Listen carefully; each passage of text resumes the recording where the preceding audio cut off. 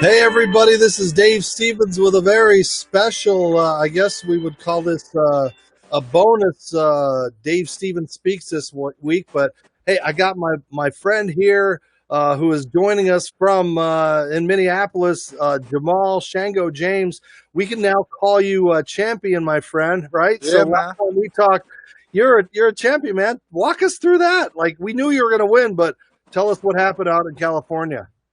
Yeah, man. We executed. We had a really strong training camp. It was like 2 months long.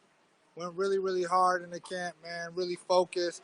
I knew, Delorme was gonna come real tough, and I knew he was a strong fighter, but so am I. You know what I mean? And we showed him that night. We just kind of stuck to the game plan once we got in there and outboxed him, outsmarted him, and beat him. Unanimously.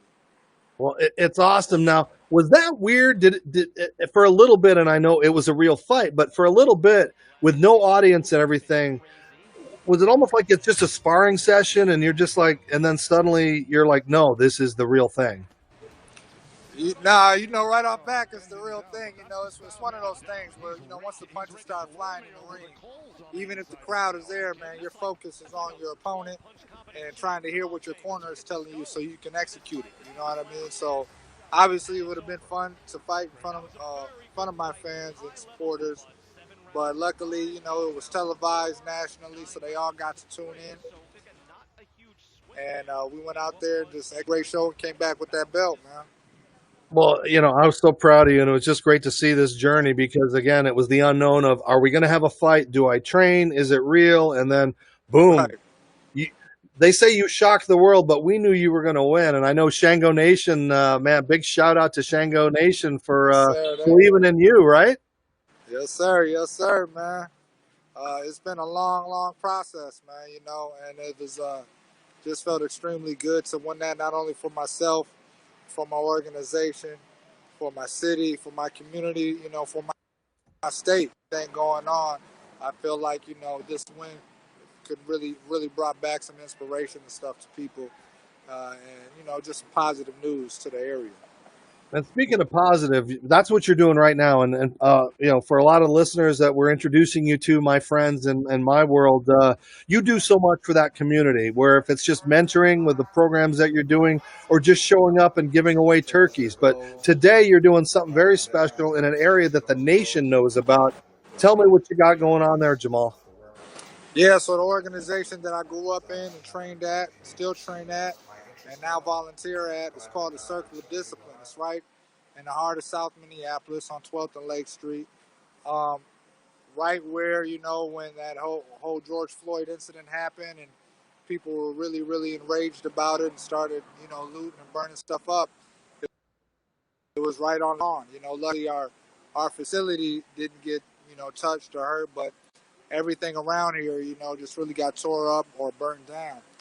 And one of the needs for the people after all of that and after the smoke cleared was, basic necessities because now the grocery stores were closed and burnt down, banks and everything, you couldn't get easy transportation to those places, So what we did as an organization is come up with a food drive over here. And we did that right after all that happened, and it was extremely successful, man. The community really pulled together in a large way. They donated a lot of food. They came and volunteered and helped us organize and bag stuff up. And then we were able to distribute it to thousands of families in the community, you know what I mean? So now we're doing that again. We're coming back to it because there's still a strong need for it, unfortunately. So we've had the Sheridan Group donate a bunch of food to us, as well as members of the community and other organizations that we work with. And we're just organizing it right now down here. And we're going to be doing this a whole weekend. Well, hats off to you, dude, because I don't think enough people talk about the positive things that athletes do. And I know you've been doing it.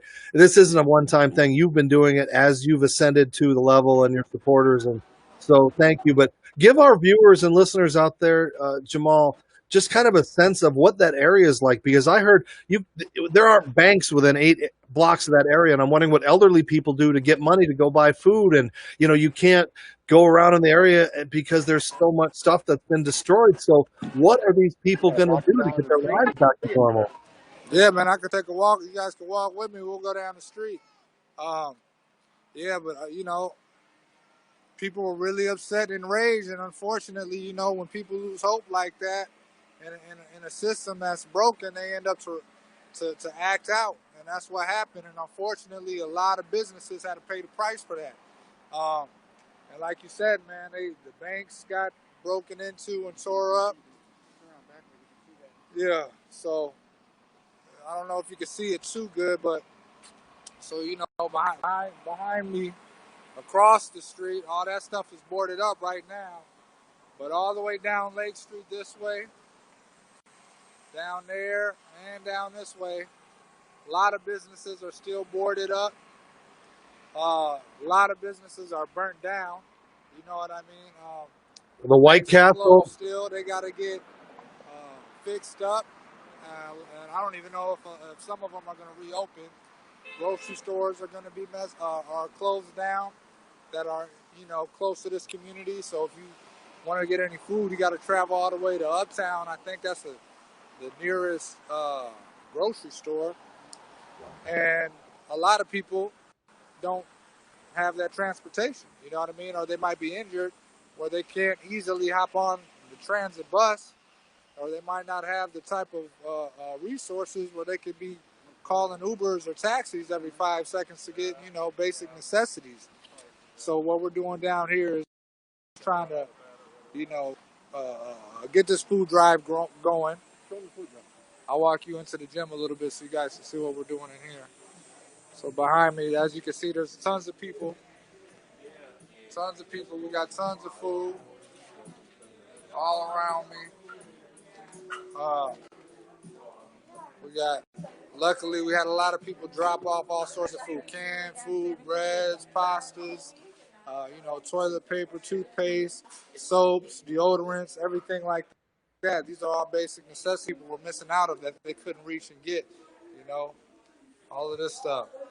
So we've organized it in boxes, and then tomorrow we're gonna have a bunch of people come down. We're gonna bag it all up, and then we're gonna distribute it. So we'll let people come in and just and grab a bag, but we're also having people in vans and cars take the bags to people who we know that need it that can't get to us. Jamal, why is this your responsibility to do this?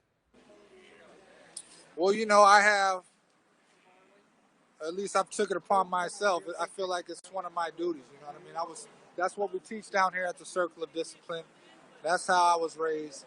That when you have something, you give back. You know what I mean, and you help inspire, and you uplift the people, especially in hard times like this. You know what I mean?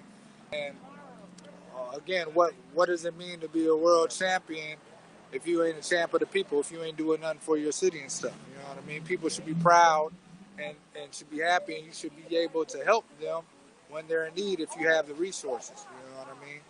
And that's what I personally take that up. I know some guys might not think like that, and that's fine. Everybody's different, but that's what we're all about. That's not just me, but everybody that comes down to this circle, they're on that same type of page, man. And it takes a community and a village. What you're doing is so amazing. And again, those athletes, they don't get the reputation of doing great things. But Jamal Shango James, who is the WBA Welterweight Interim Champion. And again, thank you for spending some time with us, brother. Continue to do the things you're doing. This has been kind of a pinch hit. Dave Stevens speaks. So we hope you guys are going to have a great weekend. Thanks for joining me. Best of luck, Jamal James Shango. Hashtag Shango Nation.